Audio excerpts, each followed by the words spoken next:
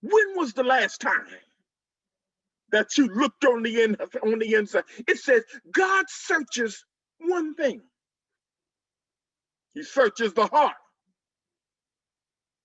Remember now, when the Sadducees and the Pharisees was there and Jesus' disciples were sitting, they were sitting and they began to eat, and they did not do what was religious.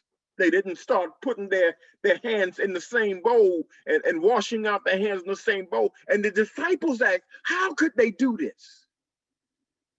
How could Jesus said it's not what goes into the stomach of a man and comes out through the bowels that make him foul, but it's when what's in the heart of a man that comes out his mouth that defiles him. When was the last time that you searched your heart and said, am I really living for God? Is this where I'm supposed to be?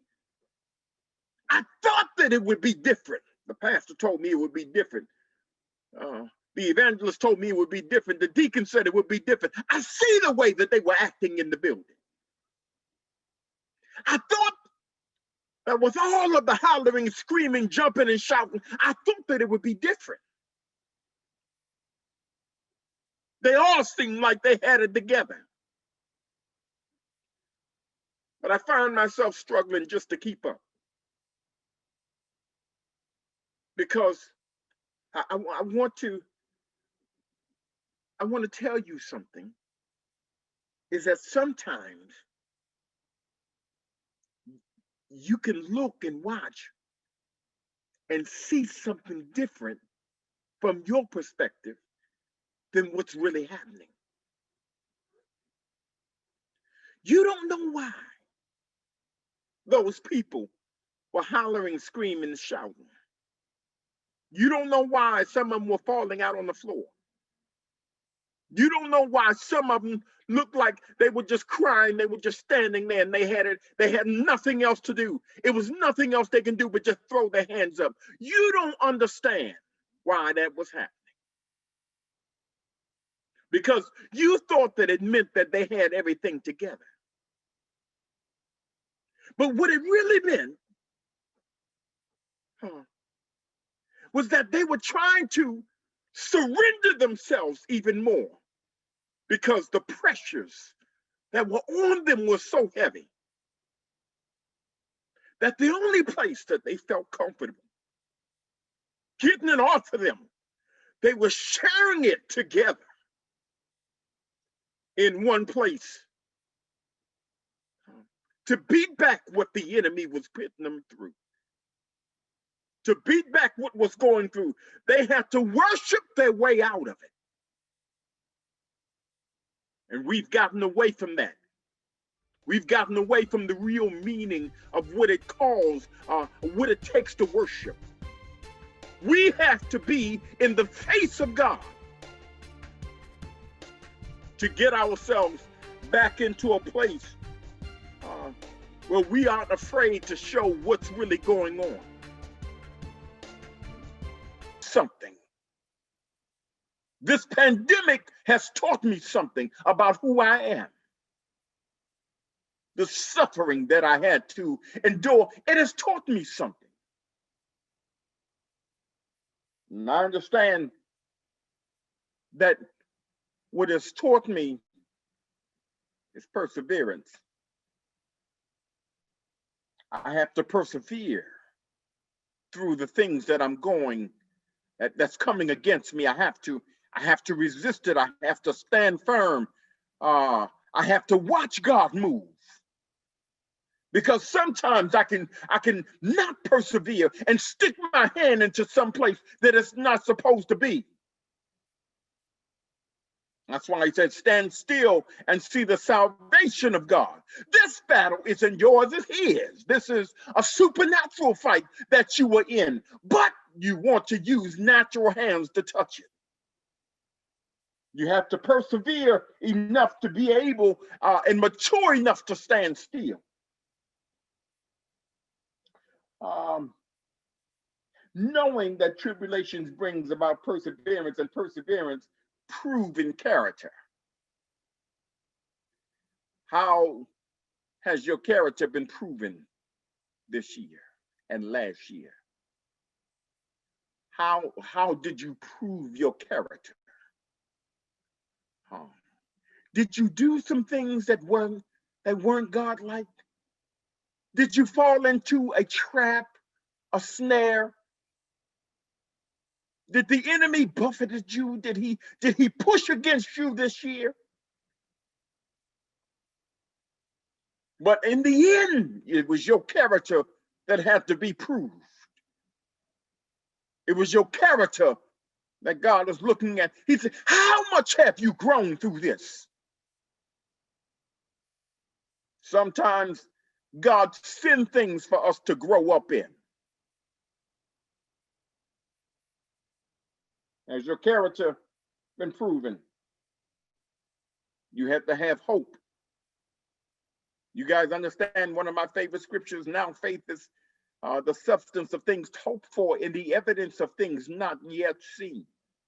You don't see it yet, but you're hoping for it. And the substantive, God is going to bring it to you if you can stand firm, even in tribulation, and prove your character. That's how you receive. That's how you put yourself into a place to be able to receive, because he is looking at, are you able to handle what I give you? It's not only that you have to handle the good things in life, but you have to handle the things that bring you trials, that brings you trouble, that brings situations in your life that you weren't expected to come in, but your foundation is God. How do you use the word against whatever is coming against you? And hope does not disappoint. Let me stop right there just for a moment. Hope in this situation here does not disappoint, because your hope is built in him. It's not built in things. It's not built in people. It's not built in your environment. Hope is in God, because we place our hope in the wrong things. We place our hope in the pastor. We place our hope in the job. We place our hope in the car. We place our hope in friends. We place our hope in the government. We place our hope in some form or fashion that is outside of God. And that's where we stand here in society today. The old folks used to say, yes, my hope is built on nothing less than Jesus' blood and his righteousness. I dare not trust the sweetest frame, but wholly lean on Jesus' name. Your hope has to be built in him, because if you build it in something else, it will fall. But if you have hope, you have character that came through perseverance, that came through tribulations. When you keep your eyes on the prize, you understand that God is your only hope. He is your comforter. He is your provider. He is your sustenance. He is the beginning. He is the end of all things that you hope for. There is nothing above him, nothing beneath him. There is nothing that can get around him, because in hope you live, you breathe, you move. Because you must have hope in the God who saved you. He is the same thing that he promised you before. And nothing's changed. And we have to be able to get that and grow in it, because we have a lot of immature Christians now, because they've been taught the doctrine of blab it and grab it. They've been taught the doctrine of run around it 3 times and it's yours. They've been taught that, but God says here that I want you to come through tribulations to build character, trials that make you strong. Shadrach, Meshach, and Abednego had to be put into a furnace, and it built their character even stronger. You are doing what you was made to do. I hope that some of you are catching this that's on the line right now, because God is asking you simply this. I've been patient with you, and I've been in line. I've been watching you for some time here now, and it's time for you to produce. It's time for you to move forward, because you know what you're supposed to do. I've already told you and talked to you about this here some time ago, and I've been coming past your house each and every day. But I need you to produce. Where is your fruit? Where is your fruit? I need you to produce. Because it's no need of you wasting the soil. Right? Now, hear this, because I want you to understand. A lot of us will say this, well, you know what? We don't have any situations to produce in. We don't have what we need to produce. We don't have, God, what we need. So he goes to the ones who is watching you. He goes to the one who is watching you, who is taking care of you, and saying, look, listen, Jesus, they're not producing. And Jesus said, well, hold, wait a minute, Father, wait a minute. If you would, Father, just give them one more chance. Give them one more chance. I know that they messed up, God, but give them one more chance. Don't let them fall in this situation. Don't let them fall, God, and die and go to hell. Don't let them mess up in the situation that they are in. Father, give them one more chance. Because if they got one more chance, I got more time with them. There are some things that I can do. I give them one more season to produce. This is what the saying, and I'm trying to contain myself. I'm trying to hold it down. I'm trying to keep the wheel in the road, but I want you to understand. He said, give them one more chance, because God the Father, now in the Old Testament, this is what he's telling you. He's looking at the Old Testament that was watching your works. I've been watching you for some time, and you're not producing. And here comes Jesus in the New Testament. Father, give them one more chance. Give me a little more time with them.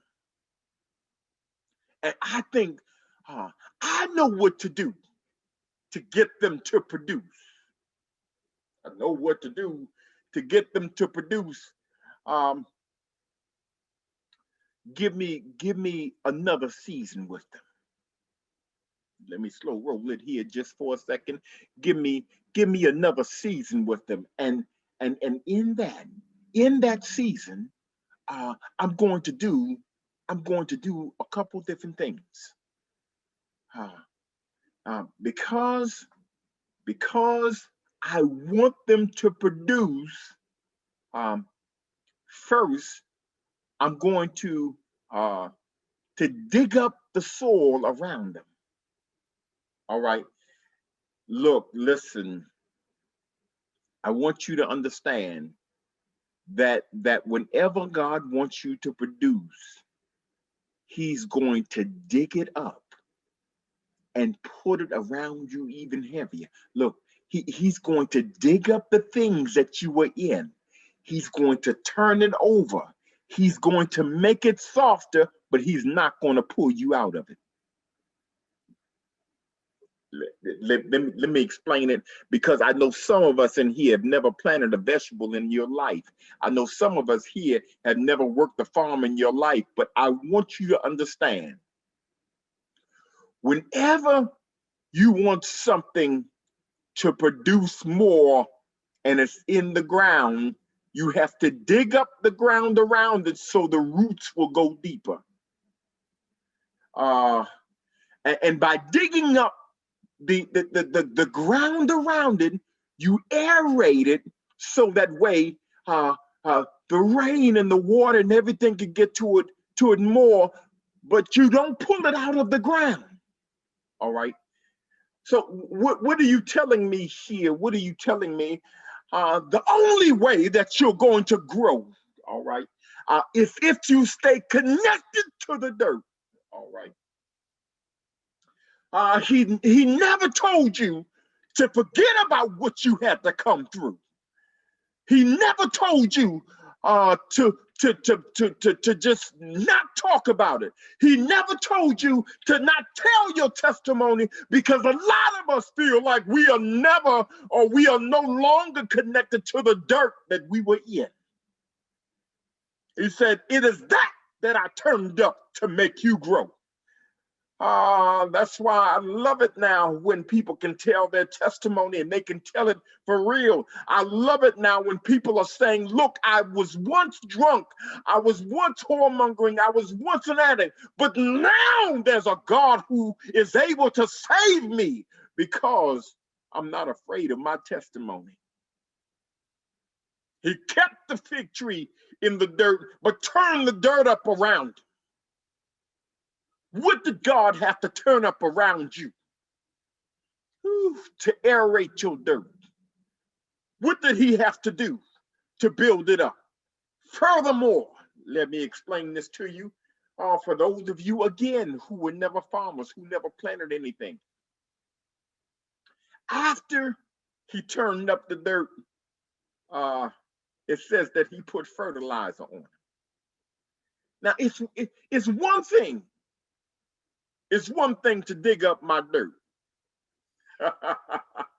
It's one thing to dig my dirt up. It's another thing to put fertilizer on me. Because it doesn't smell good. It doesn't feel good. And I don't understand why you keep heaping this on me like this.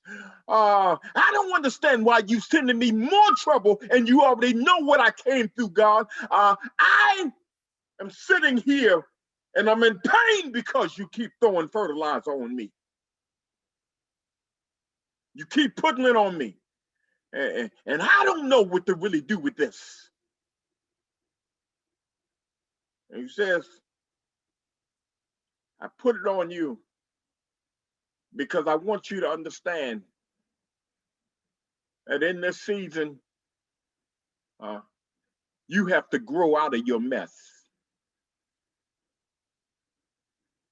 The only way to become mature in this season is if you can find your way to use the stuff that you came through to grow higher, to higher heights, and to go to deeper depths. You must become stronger in this and use your dirt to make sure that when you bear fruit, it is representative of what you had to come through. There is no easy ride in this life.